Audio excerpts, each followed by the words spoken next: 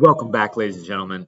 I know in the last video we did the introduction to some stoichiometry, and we also looked at just some simple conversions where you're going from just moles of one substance to moles of another substance. And so what I wanted to look at next would be something a little bit more complicated.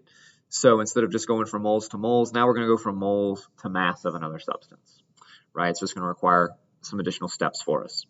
Now, again, my goal here is I'm going to work out this particular problem here, and then you guys are going to have some problems that are going to show up in the video. You work those out, pause the video while you're working them out, and then once you finish them, then you come back and you keep watching the next stuff, okay?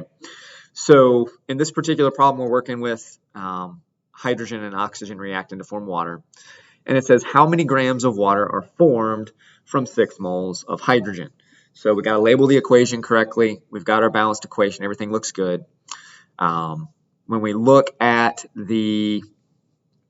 what's been given to us here, they told us that we had 6 moles of hydrogen, and they want us to figure out the grams of water, right? So I've got moles of hydrogen as my starting point, and I'm trying to end in grams of water. So what I'm going to then do, right, I'm going to label my equation. I'm going to start with my given. So I've got my 6.0 moles of H2, right? So my next step is going to be, all right, now that I've got my given, I need to get this in terms of moles of water. So I need to use the mole ratio. So I know that for every 2 moles of hydrogen that react, it produces 2 moles of water. So that takes care of step 2. And then finally, because they ask me for grams of water, I need to use the molar mass to get to grams of H2O. So then I know that, all right, 1 mole of water has a mass of 18.016 grams of H2O.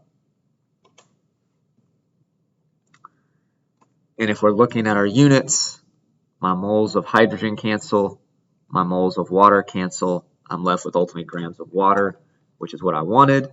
So now I just plug this into the calculator. So you got 6 times 2 times 18.016, divided that by 2.